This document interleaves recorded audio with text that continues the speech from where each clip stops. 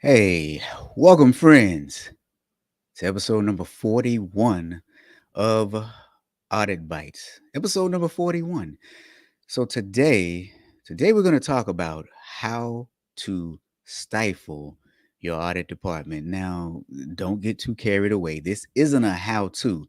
This is actually the warning signs that my audit friends should look out for.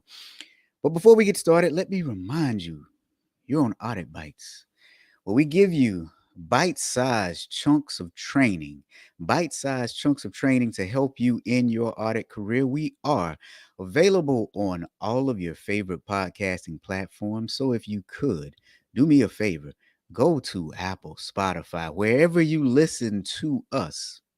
Give us a 5-star review because I think we're worth it. Also, this episode is brought to you by Ask Better Questions, Get Better Answers, Perform Better Audits. My best-selling book about the art of asking questions while auditing. So without further ado, my friends, let's just jump right into it. Listen, back when social media was first taking off and it was a new thing, I worked for an organization that wanted to build its social media presence. Now, I mean in the early 2000s. As an auditor, I was the chief auditor, the director of audit. I viewed social media as a risk. And so I said to them, I'm putting social media on my audit plan. I'm putting social media on my audit plan, and we are going to audit social media. And the VP of marketing, well, she didn't really take too kindly to that. She had every excuse in the book. For example, she said, you don't know anything about marketing. She also said, you don't know anything about social media. And then she said, you're not qualified to do any type of social media auditing. There was a lot of discussion surrounding this, and then I was told not to audit it. I was told not to audit it. You think I'm kidding, though? I was told not to. Now, how do you feel about auditors being told what to audit and what not to audit? I thought it was a bad thing for them to tell me what to try and audit and what not to audit. I think social media is a huge risk to organizations. You see, reputations are made and broken on social media, but they told me don't look at it. So you want to know what I did? You want to know what I did? Anybody want to take a guess as to what I did? I did it anyway. No, I'm just kidding. I'm just kidding. Actually, I'm kind of not, but I kind of am. So here's what I did. The first thing I did was I took a look at our social media presence. This was in 2006 or 7 when YouTube was fairly new. So they had a YouTube account, and I took a look at a few things, and boy, we had done some pretty bad things. That's a story for another day. As a matter of fact, it's a story for another day, and it's a story for another course. But I'll talk about that in just 1 minute. So I found a couple of things that were real off with our social media presence, and I took them to the director of marketing, to the VP of marketing, I'm sorry. And she looked at me and she said, holy shh, because what we found was some egregious things. So after that, she looked at me and she said, maybe you all should take a look at our social media presence and what we're doing here. So after that, we did the audit and we found a few things. We found a few things that we as an organization needed to correct. As a matter of fact, that experience actually had me to develop a course. So ask me about my auditing social media course. Now, this is not what you think. This is not auditing your posts for engagement and stuff like that. This is auditing the back end processes that we have to manage for social media, auditing the back end processes. So ask me about that course. Now, without getting too far down that rabbit hole, let me tell you the very first point in how to stifle your audit department. And that's what I call audit engagement evasion. Here's what that is. There's something that you know you want to audit. There's something that you feel like is a risk to the organization and it should be looked at. But the client, they do everything to run away from getting audited. Engagement evasion is simply the tactics undertaken by an organization to avoid an audit. And within that, you'll hear all types of excuses. You're not qualified. It's really not a risk. We think that you should do other things. When that happens, you almost feel stuck because, well, they are your clients. And to a certain extent, you feel an obligation to at least keep them content. You feel an obligation to at least keep them content, right? A lot of us feel that way at certain points in time. What happens if you find nothing? Then they should feel good that you looked at it and didn't find anything.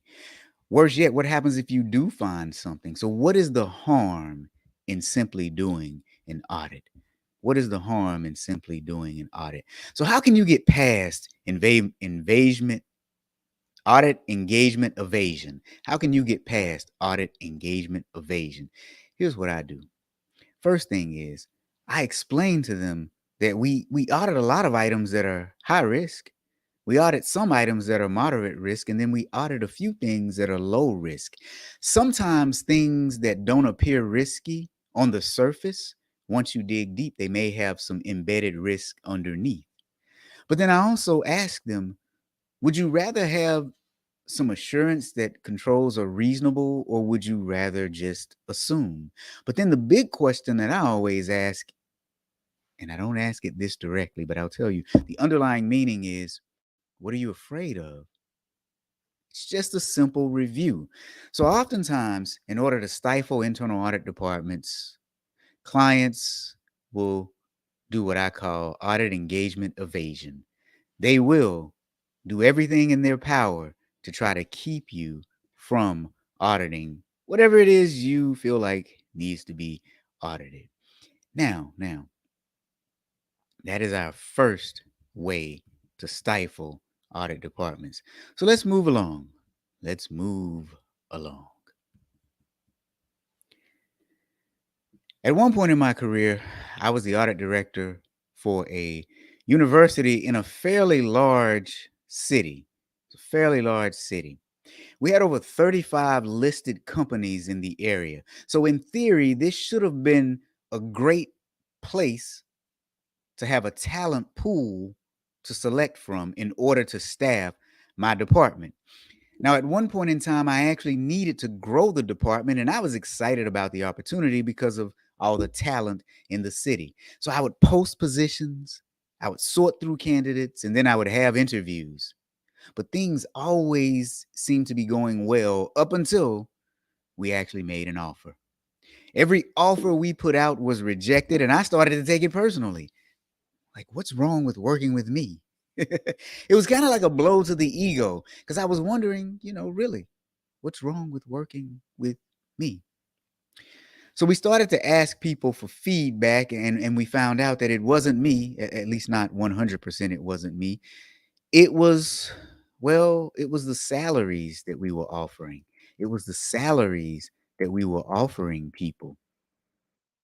You see, we couldn't compete with the other organizations in the area. We couldn't compete with the other organizations in the area based on the salaries that we offered. Now, this could be problematic, right? Because how do you staff an audit department when you can't afford to pay your auditors? How can you staff an audit department if you can't afford to pay your auditors? So what I ended up doing, I made regular budget requests to increase my budget. And for quite some time, the answer was always no. So I struggled for a while trying to staff the department. But here's one thing that taught me. Since we're talking about ways to suppress your audit department, this next tactic is what I like to call salary suppression. Salary suppression is very simple. This is when the management team outwardly supports your audit function by allowing them to exist in the organization. You have a charter, you have a staff, but they don't provide adequate funding to truly support the acquisition, the retention of qualified personnel. So look, here's how salary suppression typically works. They approve your budget, but it's, far below market value for what employees are worth. Personnel are hired, they'll stay with you for maybe a year or two. They love working for you, but the money is just not enough. Oftentimes, they're stolen away for better salaries. I had one guy leave when I was at this organization, and he increased his salary by $20,000. I talk to him to this day, and he tells me, "Hey, man, working with you was one of the best experiences I ever had, but you just couldn't pay me." So salary suppression is a dirty trick that people use when they want to say, "We have auditors," but then you don't give them the resources to actually do the job. So what you have to do, you have to call out this nonsense, or else your department will suffer for years. So here's some ways that you can call it out. Here's some ways that you can call it out.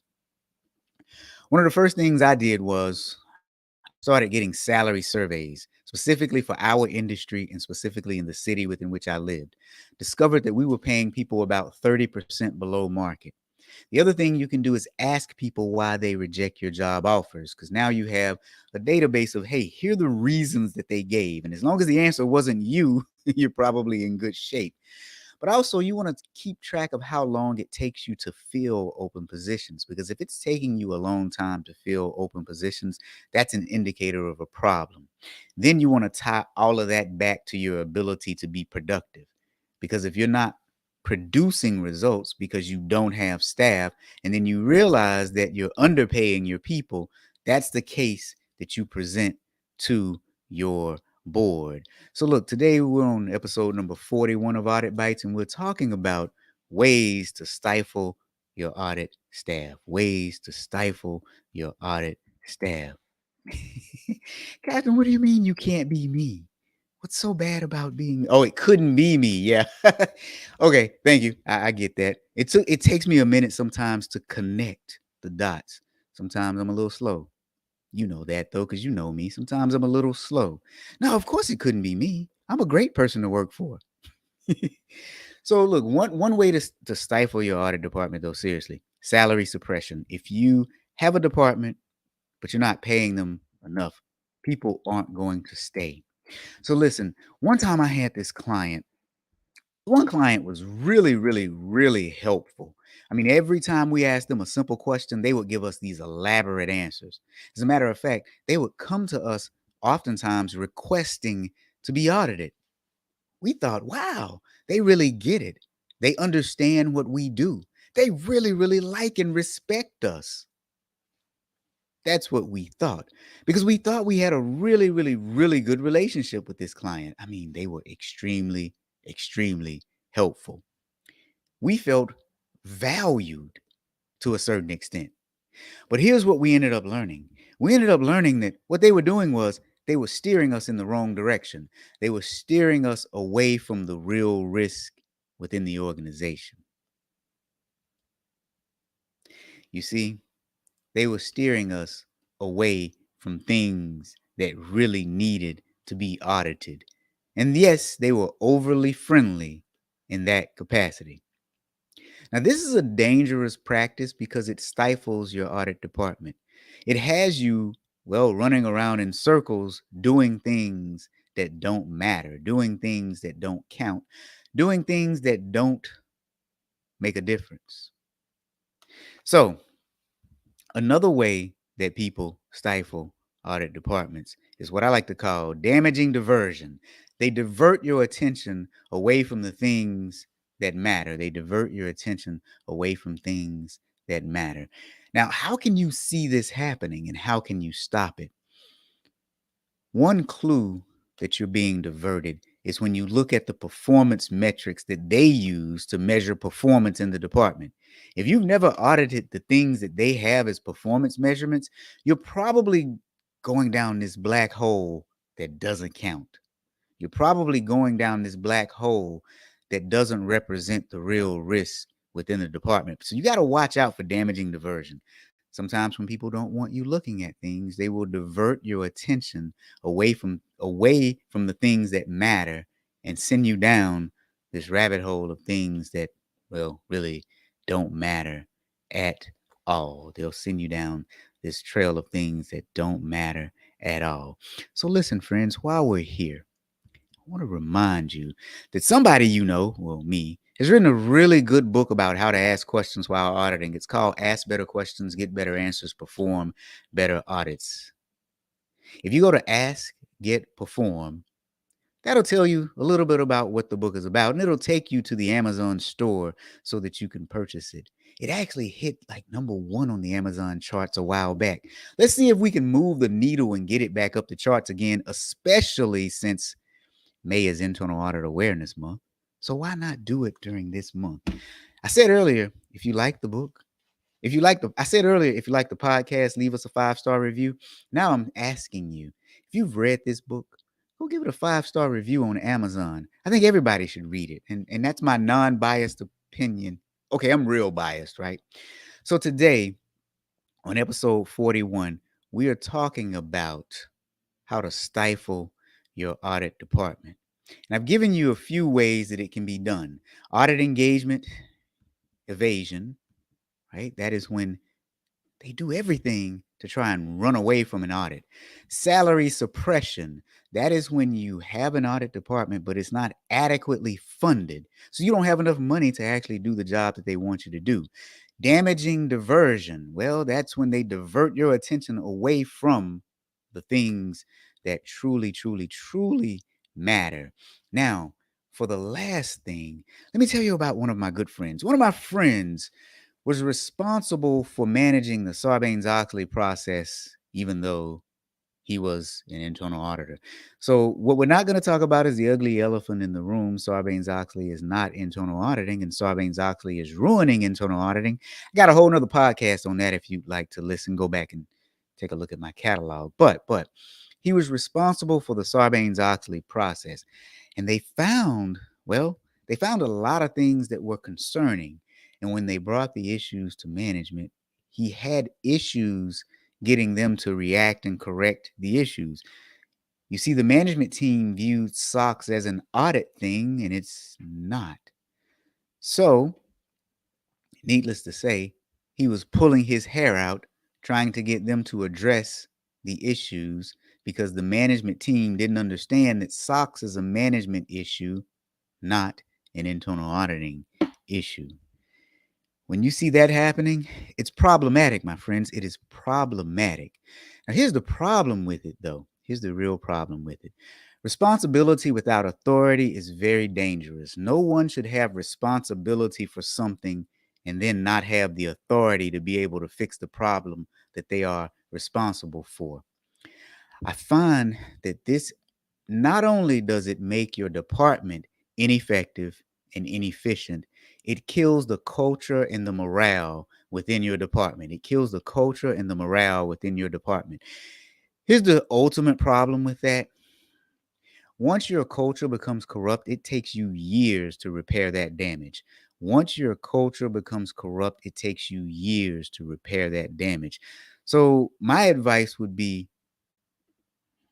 fix your culture before it gets bad. You don't want to do damage control on the back end. And when you give people responsibility for something without giving them authority to actually make a difference, what you're doing is essentially damaging the culture in your organization or in your department.